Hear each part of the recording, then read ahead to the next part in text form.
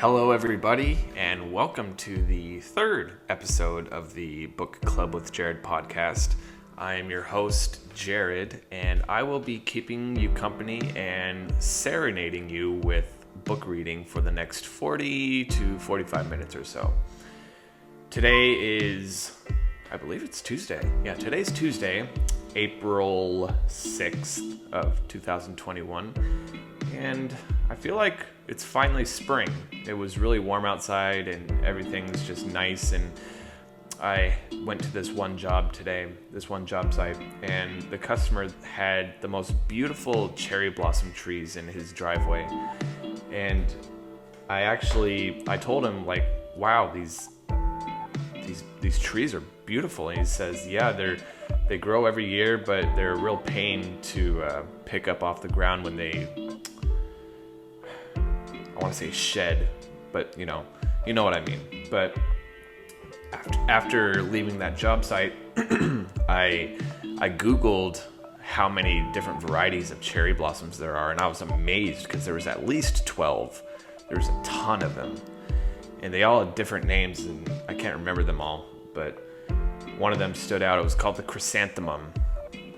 I've heard that word before. I know it's a kind of flower, but obviously now I know that it's a variety of cherry tree, so I learned that today.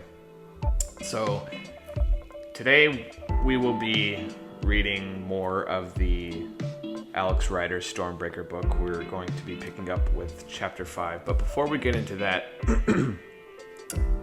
like last time, I want to give you guys a little bit of sort of food for thought to think about while we chat today. And that is the difference between a trope and a motif. If you aren't familiar with what either of those are, I'll explain them to you. A motif is something that occurs in literature. It is sort of like a theme to the story that you're reading. It could be anything to a dominant element, like, I don't know, something that happens a lot. I'm sorry, I'm trying to think on the fly of what an example is, but it's a theme. Meanwhile, a trope, is something that occurs across a genre or type of literature. I'm looking at the definitions, and I don't really see a difference in the two. They both sound like the same thing. Tropes and motif. I'll have to look up some examples of motifs, and I'll get back to you guys on that. But yeah, themes versus reoccurring elements, they feel like the same thing. So, we will figure that out. And so today I'm drinking water because, gotta stay hydrated, and water's important. So if you see me take periodic sipping noises and short breaks in my speech throughout the episode, now you know why. So I think that's enough small talk for today's episode. We can begin to get into the book today. Like I said, we will be reading chapter 5 through 6 of the book today.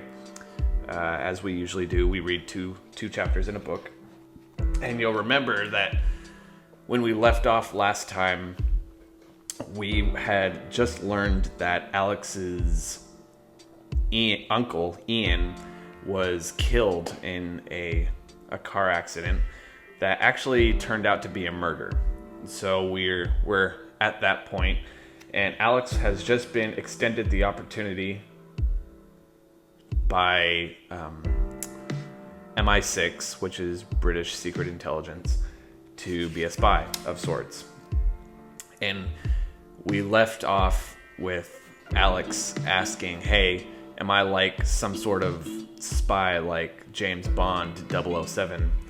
And the next chapter title of chapter 5 is called 00 Nothing. So they're sort of playing on what they previously said. So we can get into it now, if you want to sit back and relax and enjoy the story. So, here we go. Chapter 5, 00 Nothing. For the 100th time, Alex cursed Alan Blunt, using language he hadn't even realized he knew. It was almost 5 o'clock in the evening, although it could have been 5 o'clock in the morning. The sky had barely changed at all throughout the day. It was gray, cold, and unforgiving. The rain was still falling, a thin drizzle that traveled horizontally in the wind, soaking through his supposedly waterproof clothing, mixing with his sweat and his dirt, chilling him to the bone. He unfolded his map and checked his position once again. He had to be close to the last RV of the day, the last rendezvous point, but he could see nothing. He was standing on a narrow track made up of loose gray pebbles that crunched under his combat boots when he walked. The track snaked around the side of a mountain with a sheer drop to the right. He was somewhere in the Brecon Beacons, and there should have been a view, but it had been wiped out by the rain and the fading light. A few trees twisted out of the side of the hill with leaves as hard as thorns. Behind him, below him, and ahead of him, it was all the same. Nowhere. Land. Alex hurt. The 22-pound Bergen backpack that he had been forced to wear cut into his shoulders and had rubbed blisters into his back. His right knee, where he had fallen earlier in the day, was no longer bleeding, but still stung. His shoulder was bruised and there was a gash along the side of his neck. His camouflage outfit, he had swapped his Gap combat trousers for the real thing, fitted him badly, cutting in between his legs and under his arms, but hanging loose everywhere else. He was close to exhaustion, he knew, almost too tired to know how much pain he was in. But for the glucose and the caffeine tablets in his survival pack, he would have ground to a halt hours ago. He knew that if he didn't find the RV soon, he would be physically unable to continue. But he would be thrown off the course. Binned, as they called it. They would like that. Swallowing down the taste of defeat, Alex folded the map and forced himself on. It was his 9th, or maybe his 10th day of training. Time had begun to dissolve into itself, as shapeless as the rain. After his lunch with Alan Blunt and Mrs. Jones, he had been moved out of the manor house and into a crude wooden hut a few miles away. There were 9 huts in total, each equipped with 4 metal beds and 4 metal lockers. A 5th had been squeezed into one of them to accommodate Alex. 2 more huts, painted a different color, stood side by side. One of these was a kitchen and a mess hall. The other contained toilets, sinks, and showers, with not a single hot faucet in sight. On his first day there, Alex had been introduced to his training officer, an incredibly fit black sergeant. He was the sort of man who thought he'd seen everything, until he saw Alex, and he had examined the new arrival for a long minute before he had spoken. "It's not my job to ask questions," he had said, "but if it was, I'd want to know what they're thinking of sending me children. Do you have any idea where you are, boy? This isn't a holiday camp. This isn't Disneyland." He cut the word into its 3 syllables and spat them out. "I have you for 12 days and they expect me to give you the sort of training that should take 14 weeks. That's just not mad. That's suicidal." "I didn't ask to be here," Alex said. Suddenly, the sergeant was furious. "You don't speak to me unless I give you permission," he shouted. "And when you speak to me, you address me as sir. Do you understand?" "Yes, sir." Alex had already decided that the man was even worse than his geography teacher. "There are 5 units operational here at the moment," the officer went on. "You will join K Unit. We don't use names. I have no name. You have no name. If anyone asks you what you're doing, you tell them nothing. Some of the men may be hard on you. Some of them may resent you being here. That's too bad. You'll just have to live with it. And there's something else you need to know. I can make allowances for you. You're a boy, not a man. But if you complain, you'll be binned. If you cry, you'll be binned. If you can't keep up, you'll be binned. Between you and me, boy, this is a mistake. I want to bin you. And I want to bin you." After that, Alex joined K Unit. As the sergeant had predicted, they weren't exactly overjoyed to see him. There were 4 of them, as Alex soon discovered. The Special Operations Division of MI6 sent its agents to the same training center used by the Special Air Service, the SAS. Much of the training was based on SAS methods, and this included the numbers and makeup of each team. So there were 4 men, each with their own special skills, and 1 boy, seemingly with none. They were all in their mid-20s, spread out over the bunks in companionable silence. 2 of them were smoking. One was dismantling and reassembling his gun, a 9mm Browning high-power pistol. Each of them had been given a code name: Wolf, Fox, Eagle, and Snake. From now on, Alex would be known as Cub. The leader, Wolf, was the one with the gun. He was short and muscular with square shoulders and black, close-cropped hair. He had a handsome face, made slightly uneven by his nose, which had been broken at some point in the past. He was the first to speak. Putting the gun down, he examined Alex with cold, dark brown eyes. "So who the hell do you think you are?" he demanded. "Cub," Alex replied. "A bloody schoolboy." Wolf spoke with a strange, slightly foreign accent. "I don't believe it. Are you with Special Operations?" "I'm not allowed to tell you that." Alex went over to his bunk and sat down. The mattress felt as solid as the frame. Despite the cold, there was only 1 blanket. Wolf shook his head and smiled humorlessly. "Look what they've sent us," he muttered. 007? 00 nothing's more like it. After that, the name stuck. 00 nothing was what they called him. In the days that followed, Alex shadowed the group. Not quite part of it, but never far away. Almost everything they did, he did. He learned map reading, radio communication, and first aid. He took part in an unarmed combat class and was knocked to the ground so often that it took all of his nerve to persuade himself to get back up again.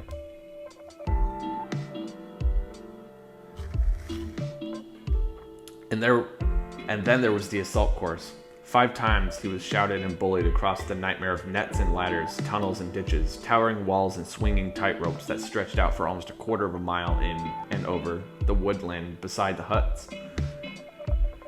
That was a long sentence. Alex thought of it as an adventure playground from hell. The first time he tried it, he fell off a rope and into a pit filled with freezing slime. Half drowned and filthy, he had been sent back to the start by the sergeant. Alex thought he wouldn't ever get to the end. But the second time, he finished it in 25 minutes, which he had cut to 17 minutes by the end of the week. Bruised and exhausted though he was quietly pleased with himself. Even Wolf only managed it in 12. Wolf remained actively hostile toward Alex. The other 3 men simply ignored him, but Wolf did everything to taunt or humiliate him. It was as if Alex had somehow insulted him by being placed in the group. Once, crawling under the nets, Wolf lashed out with his foot, missing Alex's face by an inch. Of course, he would have said it was an accident if the boot had connected. Another time, he was more successful, tripping Alex up in the mess hall and sending him flying, along with his tray, cutlery, and steaming plate of stew. And every time he spoke to Alex, he used the same sneering tone of voice. "Good night, 00 nothing. Don't wet the bed." Alex bit his lip and said nothing. But he was glad when the 4 men were sent off on a day's jungle survival course. This wasn't part of his own training. Even though the sergeant worked him twice as hard once they were gone, Alex preferred to be on his own. But on the 10th day, Wolf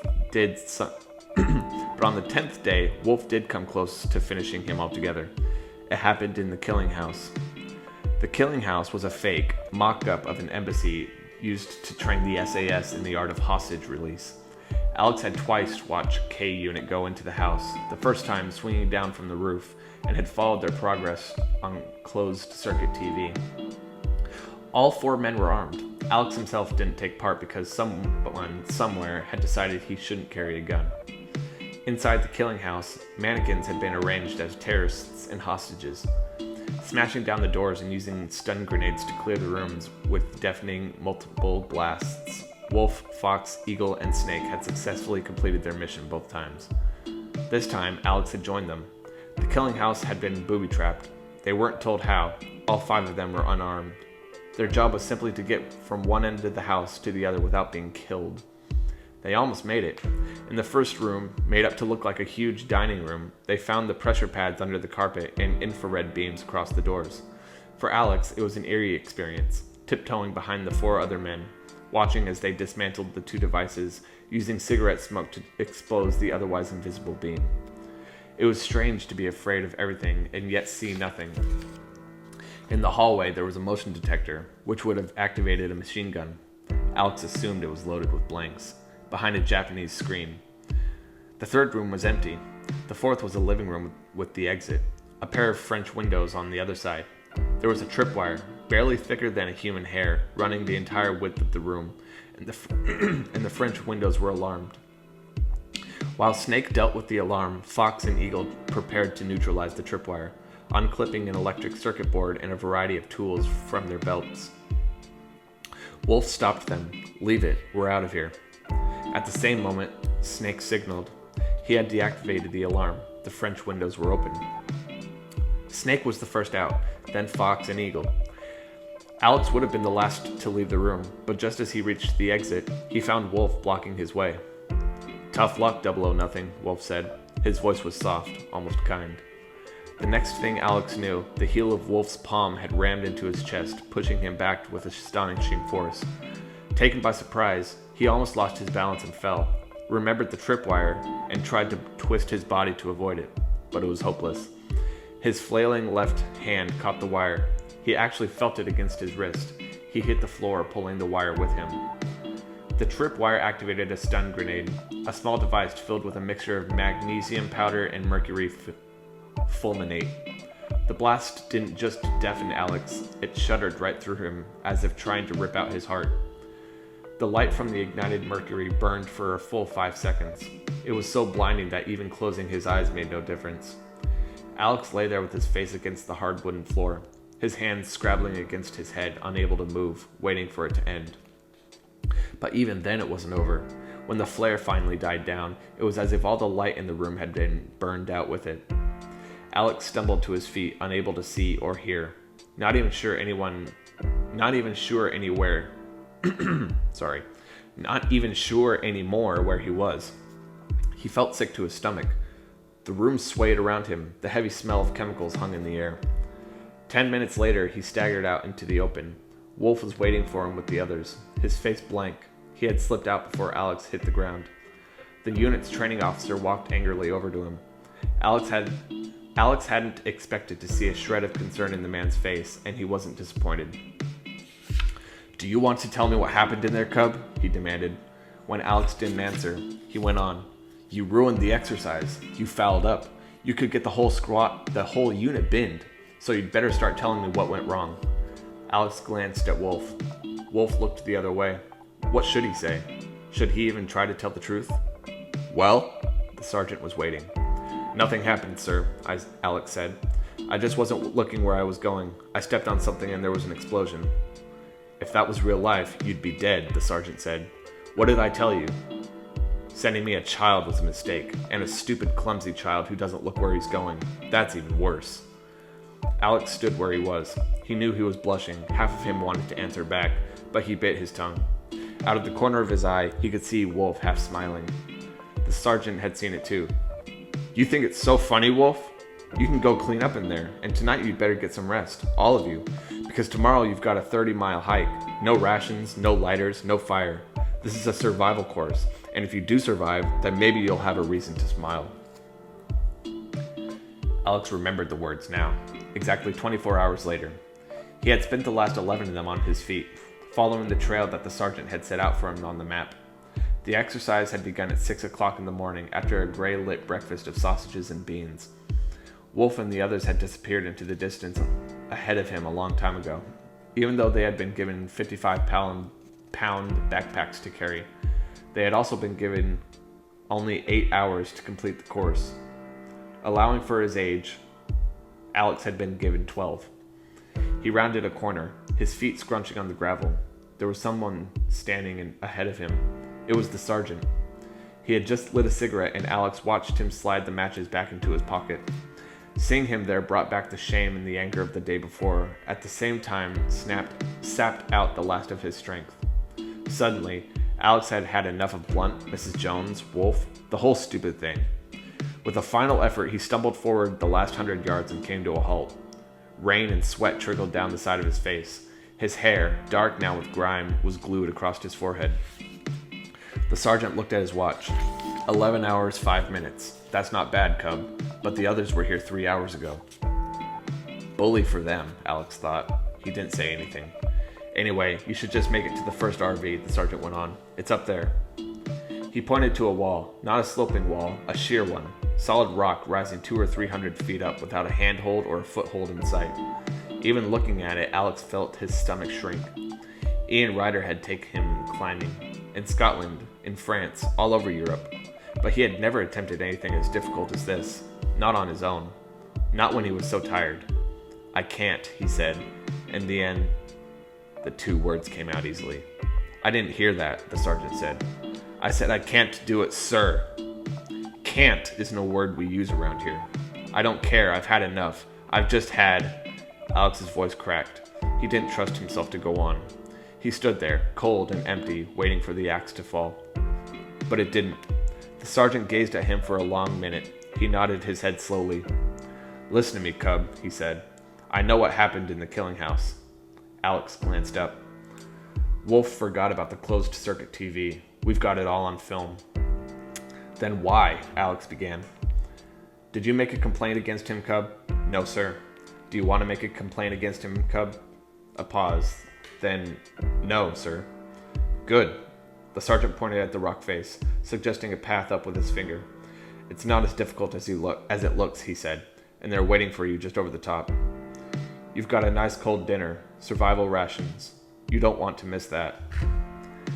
Alex drew a deep breath and started forward. As he passed the sergeant, he stumbled and put out a hand to steady himself, brushing against him. Sorry, sir, he said. It took him 20 minutes to reach the top, and sure enough, K Unit was already there, crouching around 3 small tents that they must have pitched earlier in the afternoon. 2 just large enough for sharing. 1, the smallest, for Alex. Snake, a thin, fair-haired man who spoke with a Scottish accent, looked up at Alex. He had a tin full of cold stew in one hand, a teaspoon in the other. I didn't think you'd make it, he said. Alex couldn't help but notice a certain warmth in the man's voice, and for the first time, he didn't call him Double of Nothing. Nor did I, Alex said. Wolf was squatting over what he hoped would become a campfire, trying to get it started with 2 flint stones while Fox and Eagle watched. He was getting nowhere. The stones only produced the smallest of sparks, and the scraps of newspaper and leaves that he had collected were already far too wet. Wolf struck at the stones again and again. The others watched, their faces glum. Alex held out the box of matches that he had pickpocketed from the sergeant when he had pretended to stumble at the foot of the rock face. These might help, he said. He threw the matches down and went into his tent. And that's the end of the chapter right there. I thoroughly enjoyed that. And it's kind of funny, but we're already on page 70. So I enjoyed this chapter. We learned about how Alex's training is going and the complications that are included with him being the youngest person in his unit. I believe Alex is 12. Alex is 14, and the chapter said that his comrades were in their late 20s, so that must have been hard for him. I'm talking as if this actually happened. Listen to me. But yeah, we learned that Alex is a lot more resilient and resourceful as he originally thought, and we are also learning that he has some tricks up his sleeve. We didn't know we didn't know that he could pickpocket, and we just found that out when he took the matches from the sergeant. So we have reached chapter 6. Okay, you know what? Hold on. Stemming from the whole motif and trope thing from before, I think that a motif from this chapter would be the trials and tests of having to swallow your pride when being addressed by superiors, or trying to fit in with a new group of people that you're not familiar with. I think a theme throughout this chapter is perseverance and resilience, and maybe a little bit of resourcefulness. So there's my 2 cents on chapter 5. Man, I don't know why I'm coughing so much today. Sorry about that. But that's what I have water for. Okay, so chapter 6 is titled Toys Aren't Us. Here we go. In the London office, Mrs. Jones sat waiting while Alan Blunt read the report. The sun was shining. A pigeon was strutting back and forth along the ledge outside as if it were keeping guard. "He's doing very well," Blunt said at last. "Remarkably well, in fact." He turned a page. "I see he missed target practice." "Were you planning to give him a gun?" Mrs. Jones asked. "No, I don't think that would be a good idea." "Then why does he need target practice?" Blunt raised an eyebrow. "We can't give a teenager a gun," he said. "On the other hand, I don't think we can send him to Port Talon empty-handed. You'd better have a word with Smithers." "I already have. He's working on it now." Mrs. Jones stood up as if to leave, but at the door she hesitated. "I wonder if it's occurred to you that Ryder may have been preparing him for this all along," she said. "What do you mean?" "Preparing Alex to replace him. Ever since the boy was old enough to walk, he's been trained for intelligence work, but without knowing it. I mean, he's lived abroad, so he now speaks French, German, and Spanish. He's been mountain climbing, diving, and skiing. He's learned karate. Physically, he's in perfect shape," she shrugged. "I think Ryder wanted Alex to become a spy." "But not so soon," Blunt said. "I agree. You know as well as I do, Alan. He's not ready yet. If we send him to Sale Enterprises, he's going to get himself killed." "Perhaps." The single word was cold, matter of fact. "He's 14 years old. We can't do it." So, yeah, he's 14. "We have to." Blunt stood up and opened the window, letting in the air and the sound of the traffic. The pigeon hurled itself off the ledge, afraid of him. "This whole business worries me," he said. "The Prime Minister sees the Stormbreakers as a major coup, for himself and for the government. But there's still something about Herod's sale that I don't like." "Did you tell the boy about Yasin Grigorovich?" "No," Mrs. Jones shook her head. "Then it's time you did. It was Yasin who killed his uncle. I'm sure of it. And if Yasin was working for Sale, what will you do if Yasin kills Alex Ryder?" "That's not our problem, Miss Jones. If the boy gets himself killed, at least it will be the final proof that there is something wrong. At the very least, it'll allow me to postpone the Stormbreaker project and take a good hard look at what's going on at Port Talon. In a way, it would almost help us if he was killed. The boy's not ready yet. He'll make mistakes. It won't take them long to find out who he is," Mrs. Jones sighed. "I don't think Alex has got much chance at all." "I agree." Blunt turned back from the window. The sun slanted over his shoulder. A single shadow fell across his face. "But it's too late to worry about that now," he said. "We've got no more time. Stop the training now. Send him in."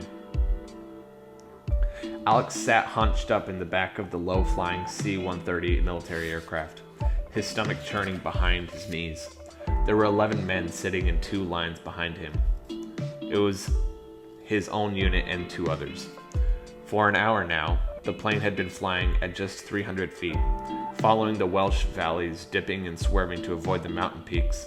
A single bulb glowed red behind a wire mesh, adding to the heat in the cramped cabin. Alex could feel the engines vibrating around him. It was like traveling on a spin dryer and the microwave oven combined. The thought of jumping out of a plane with an oversized silk umbrella would have made Alex sick with fear, but only that morning he'd been told that he would, in fact, be jumping. A message from London. They couldn't risk him breaking a leg, it said, and Alex guessed that this was the end of his training. Even so, he'd been taught how to pack a parachute, how to control it, how to exit a plane, and how to land. And at the end of the day, the sergeant had instructed him to join the flight, just for the experience. Now, close to the drop zone, Alex felt almost disappointed. He'd watch everyone else jump, and he'd be left alone. P-5. The voice of the pilot came over the speaker system, distant and metallic. Alex gritted his teeth. 5 minutes until the jump. He looked at the other men shuffling into position, checking the cords that connected them to the static line. He was sitting next to Wolf. To his surprise, the man was completely quiet, unmoving. It was hard to tell in the half-darkness, but the look on his face would almost have been fear. There was a loud buzz, and the red light turned green. The assistant pilot had climbed through the cockpit. He reached for a handle and pulled open a door set in the back of the aircraft, allowing the cold air to rush in. Alex could see a single square of night. It was raining. The rain howled past.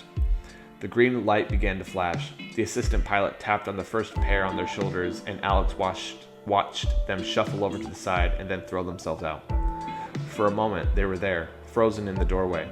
Then they were gone like a photograph crumpled and spun away by the wind. 2 more men followed, then another 2. Wolf would be the last to leave, and with Alex not jumping, he would be on his own. It took less than a minute. Suddenly, Alex was aware that only he and Wolf were left. "Move it!" the assistant pilot shouted above the roar of engines. Wolf picked himself up. His eyes briefly met Alex's, and in that moment, Alex knew. Wolf was a popular leader. He was tough and he was fast, completing a 30-mile hike as if it were a stroll in the park. But he had a weak spot. Somehow, he had allowed this parachute jump to get to him, and he was too scared to move. It was hard to believe, but there he was, frozen in the doorway, his arms rigid, staring out. Alex glanced back. The assistant pilot was looking the other way. He hadn't seen what was happening. And when he did, if Wolf failed to make the jump, it would be the end of his training and maybe even the end of his career. Even hesitating would be bad enough. He'd be binned.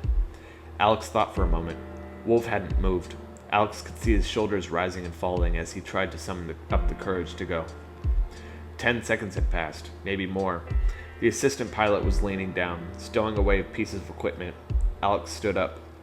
"Wolf," he said. Wolf didn't hear him. Alex took one last look at the assistant pilot, then kicked out with all of his strength. His foot slammed into Wolf's backside. He put all of his strength behind it. Wolf was caught by surprise, his hands coming free as he plunged into the swirling night air. The assistant pilot turned around and saw Alex. "What are you doing?" he shouted. "Just stretching my legs," Alex shouted back. The plane curved in the air and began the journey home.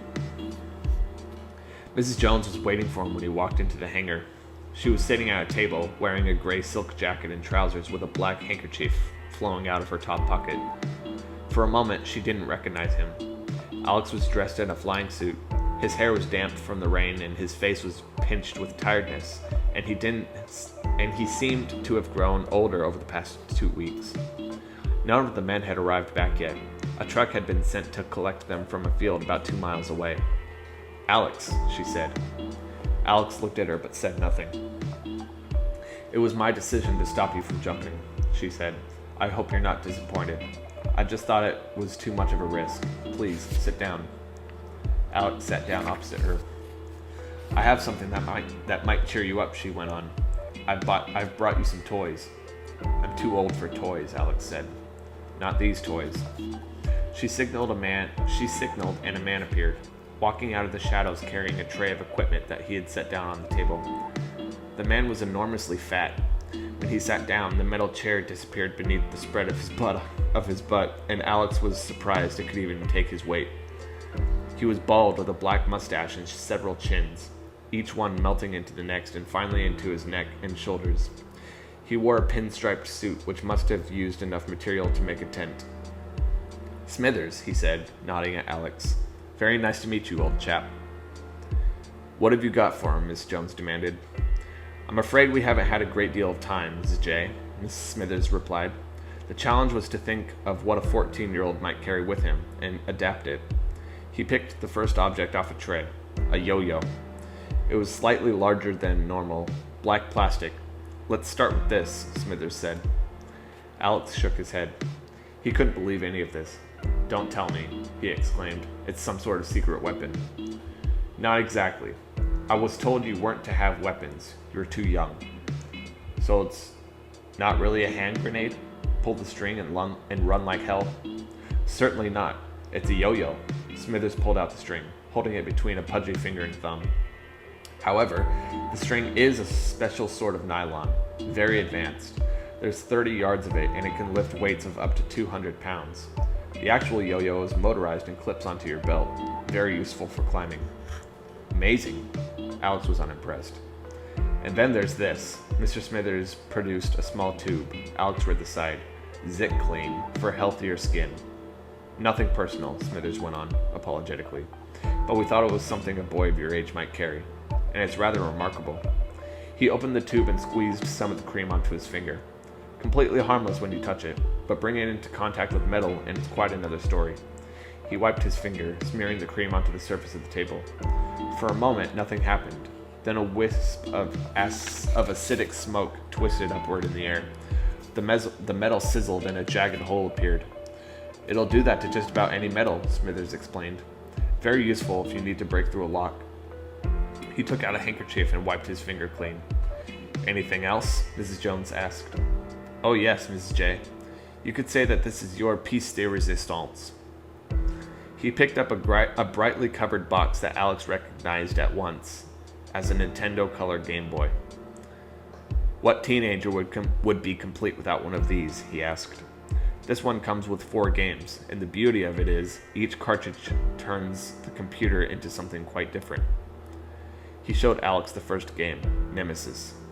If you insert this one, the computer becomes a fax/photocopier, which gives you direct contact with us, vice versa.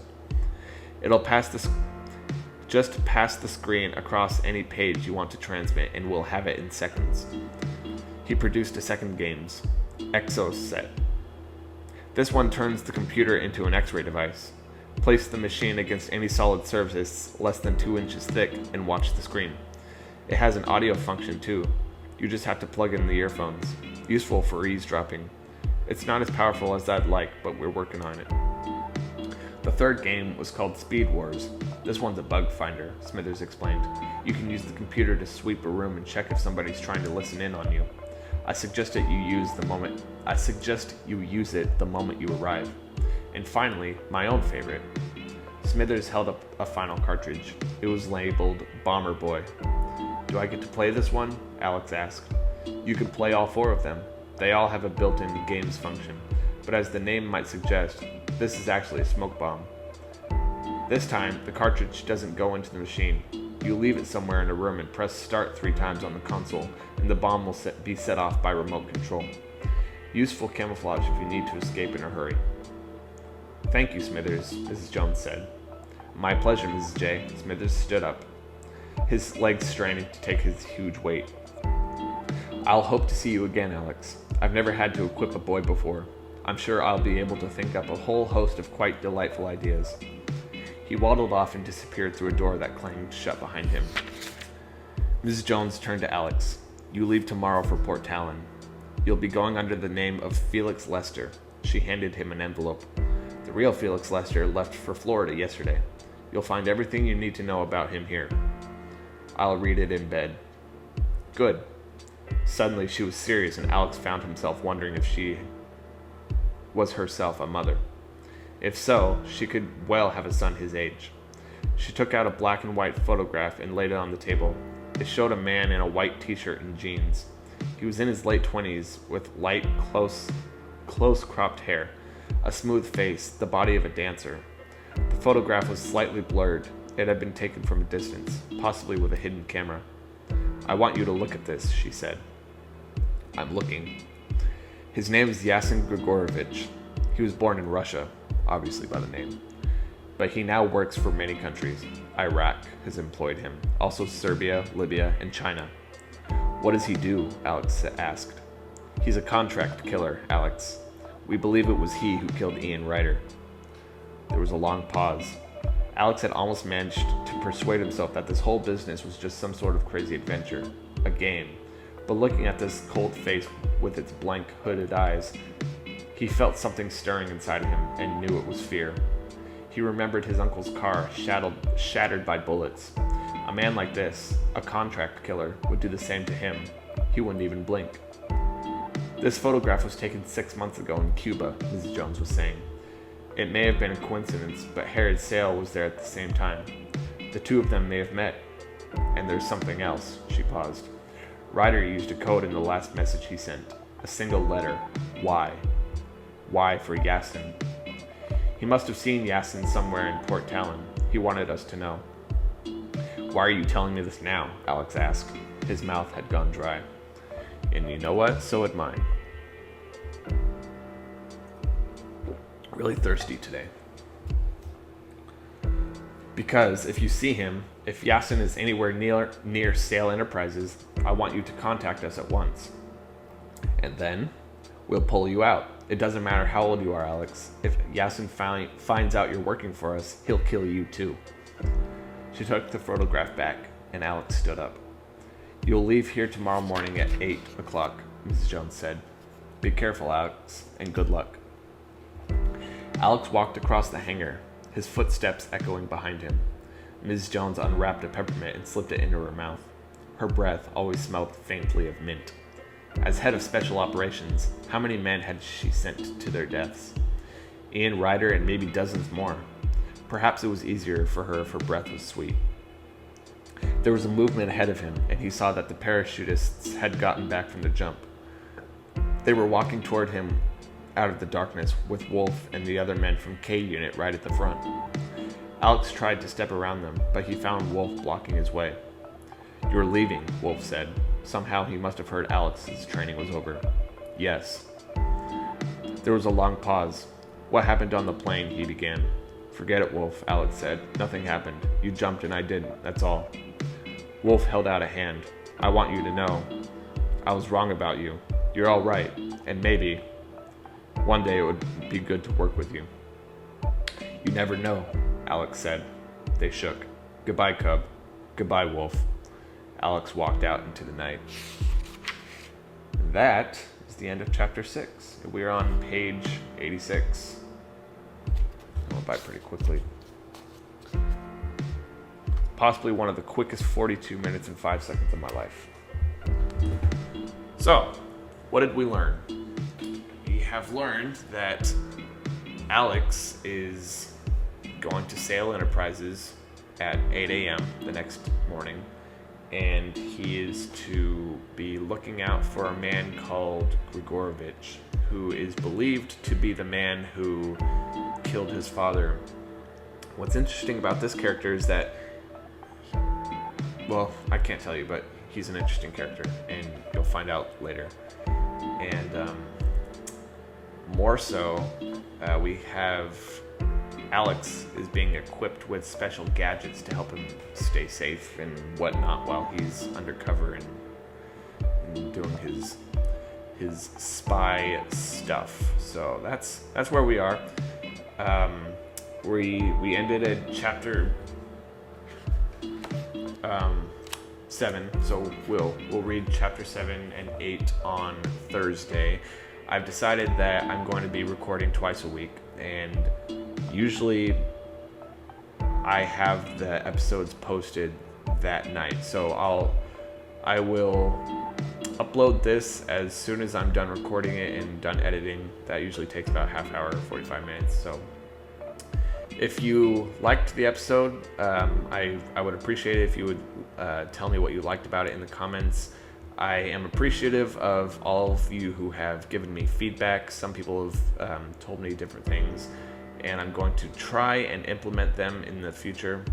Some things I feel like I can do better, and some things that people would like to see me try and do differently, and I'm absolutely going to try those things. So I hope you guys enjoyed the video, and I will see you next time. The announcement for today was that I'll be recording twice a week. I'm thinking Tuesdays and Thursdays because those are my most free days. I've recently had an opening in my schedule on those days, so we will see what the future holds. But until next time, again, I appreciate you guys coming and listening, and have a great evening. See you later, guys. Bye.